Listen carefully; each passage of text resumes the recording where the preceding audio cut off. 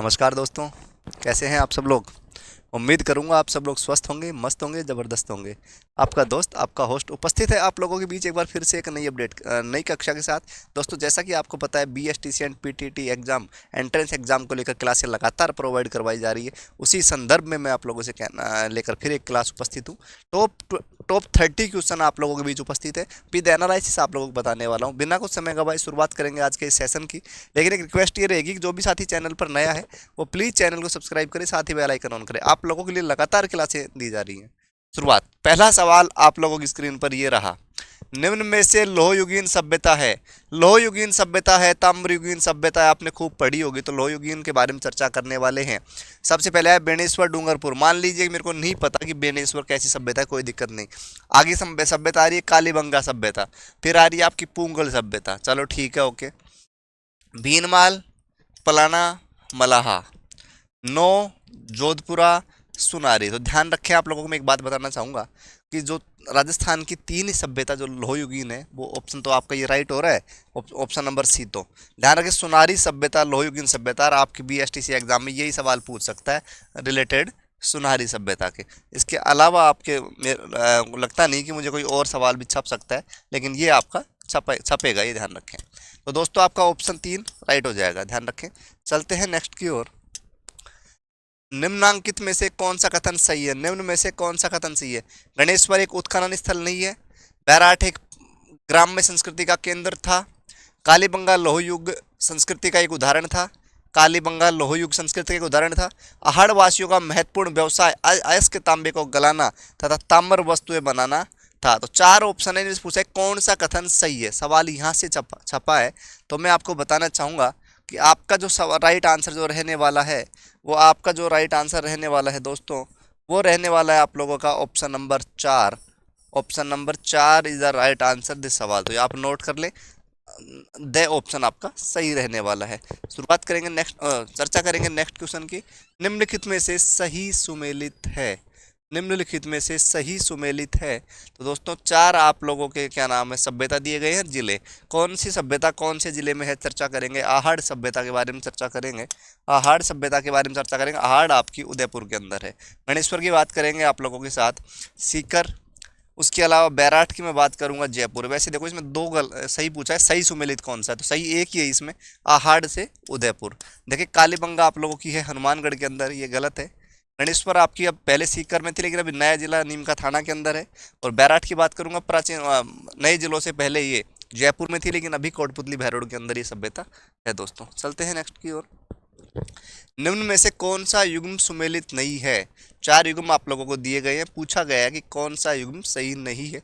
कालीबंगा की खोजकर्ता उत्खननकर्ता के नाम दिए गए हैं, साथ ही आपकी सभ्यताएं। सभ्यता से रिलेटेड ज़्यादा सवाल आप लोगों के रहने वाले। तो दोस्तों, सवाल देखें, कालीबंगा की उत्खननकर्ता कौन है, अमलानंद घोष, बिल्कुल राइट। आहड़ की बात करूंगा, HD सांकलिया, ये भी ठीक है। बैराठ की बात करेंगे, उससे पहले बागौर की बात कर ले, VN मिश्र, बिल्कुल सही है। राइट आंसर जो आप लोगों का इसमें रहेगा, वो रहेगा ऑप्शन नंबर 3। दोस्तों, ऑप्शन नंबर 3 जो है आपका इसमें राइट आंसर रहने वाला है, नोट कर लें दोस्तों। नेक्स्ट क्लास की चर्चा, नेक्स्ट बात करेंगे, सवाल नंबर नेक्स्ट 5 नंबर। इतावली भारतविद लुइजी टेसीतोरी द्वारा सिंधु घाटी सभ्यता के प्राग ऐतिहासिक और पूर्व मौर्य व्यक्ति की सर्वप्रथम पहचान राजस्थान के किस स्थान पर की गई थी। 4 आप लोगों के ऑप्शन आपके सामने छप गए हैं, आहड़, बैराठ, गणेश्वर और आपकी कालीबंगा। तो दोस्तों, आपको मैं बता दूं कि आपका जो राइट आंसर इसमें रहने वाला है, वो रहने वाला है कालीबंगा। कालीबंगा आपका राइट आंसर रहेगा। फटाफट मैं आपके सवाल करवा देता हूं दोस्तों, जिस पे एनालिसिस की ज़रूरत होगी मैं करवा दूंगा। बात करेंगे बीबी लाल व BK थापर ने किस सभ्यता का उत्खनन किया। 4 आपका ऑप्शन है, कालीबंगा है, आहड़ है, बैराठ है और बालाथल है। तो आपको मैं बता दूं, कालीबंगा जो आपकी सभ्यता है हनुमानगढ़ जिले के अंदर है, आहड़ आपकी उदयपुर में है, बैराठ आपकी कोटपुतली भैरोड में है और बालाथल की बात करें तो साथियों ये आप लोगों की उदयपुर के अंदर स्थित है। सवाल नंबर 6 का जो राइट आंसर रहने वाला है, वो रहने वाला है आप लोगों के सामने कालीबंगा। क्या रहने वाला है, कालीबंगा। तो कालीबंगा के उत्खननकर्ता के नाम पूछ ले आपसे, तो BB लाल और BK थापर आप लोगों को याद रखने हैं। दोस्तों, चलते हैं नेक्स्ट की ओर और चर्चा करेंगे नेक्स्ट सवाल पर। अपोलो डॉट्स, ये देखो, ये एग्जाम में इंपॉर्टेंट है, इसको मैं स्टार कर दूं तो कोई दिक्कत नहीं है। इसको मैं डबल स्टार भी अगर चलूंगा तो बड़ा इंपॉर्टेंट सवाल है। राजस्थान के किस पुरातात्विक स्थल से अपोलो डॉट्स का सिक्का प्राप्त हुआ है? ऑप्शन 4 है सुनारी, रेड, रंगमहल और बागोर। सुनारी आप लोगों की झुंझुनू लेकिन वर्तमान में नीम का थाना में है, रेड टोंक में है, रंगमहल हनुमानगढ़ है, बागोर भीलवाड़ा। चर्चा करेंगे। साथ ही पशुपालन के साक्ष्य की कहीं बात हो जाए कि किस सभ्यता में पशुपालन के साक्ष्य मिले थे, तो आपको आंसर लगाना है बागोर। क्या आंसर लगाना है? बागोर। रंगमहल आपसे पूछ ले तो आपको उत्तर लगाना है हनुमानगढ़।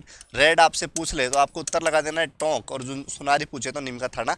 लेकिन बात करेंगे अपोलो डॉट्स के सिक्के कहाँ प्राप्त हुए थे, तो आपका जो राइट आंसर इसमें रहेगा, राइट आंसर जो आपका रहने वाला है वो रहने वाला है रेड। रेड आप नोट कर लें, बी ऑप्शन आपका सही रहने वाला है इसके लिए। सवाल नंबर 8, निम्न में से किस पुरातात्विक स्थल से जुते हुए खेत का साक्ष्य मिला है? किस पुरातात्विक स्थल से जुते हुए खेत का साक्ष्य मिला है? तो पशुपालन तो मैंने अभी अभी आपको बताया कि पशुपालन तो आपका है बागोर के अंदर, लेकिन जुता हुआ खेत क्या धौलावीरा मिला है, कालीबंगा, लोथल और रंगपुर। 4 आपके पास पुरातात्विक स्थल है, तो क्या इसका राइट आंसर रहने वाला है दोस्तों, उसको लेकर चर्चा करेंगे। तो आपका जुते हुए खेत कहीं से पूछ ले तो दोस्तों बिना कुछ घबराए, बिना कुछ सोचे समझे आंसर लगा दे Kalibanga. Kalibanga is the right answer this सवाल। नेक्स्ट चर्चा कर लेते हैं। राजस्थान के पुनर्गठन से पूर्व सर्वप्रथम सन 1934 में ताम्र सामग्री की प्राप्ति का स्थान है परबतसर तहसील का। तो ताम्र संस्कृति के बारे में पूछा गया है, तो आपको कि किस परबतसर तहसील के किस गांव में मिला है ताम्र सामग्री? तो मैं आपको बता दूं किनसरिया, कुराड़ा, कितलसर और काले टडा। 4 आपके पास परबतसर तहसील के गांव दिए गए हैं। इन्हें पूछा गया ताम्र सामग्री आप लोगों को कहाँ मिली है, तो आपका इसका राइट आंसर जो रहेगा दोस्तों वो आपका रहेगा कुराड़ा सभ्यता से। कुराड़ा सभ्यता से रिलेटेड आप लोग याद रखें। उसके बाद चर्चा करते हैं नेक्स्ट सवाल की ओर। राजस्थान का सबसे प्राचीनतम शिलालेख कौन सा है? राजस्थान का सबसे प्राचीनतम शिलालेख एग्जाम में कई बार छप चुका है, डबल स्टार क्वेश्चन है, डबल स्टार क्वेश्चन है दोस्तों, नोट कर लें। आपका जो राइट आंसर रहने वाला है ऑप्शन नंबर 4, ऑप्शन नंबर 4 आपका छपने वाला है। क्या है गुरुजी ऑप्शन 4? तो मैं आपको बता दूं आपका जो उत्तर रहेगा वो रहेगा बडली का शिलालेख। किसका शिलालेख? बडली का शिलालेख। सबसे राजस्थान का सबसे प्राचीन शिलालेख की बात करेंगे।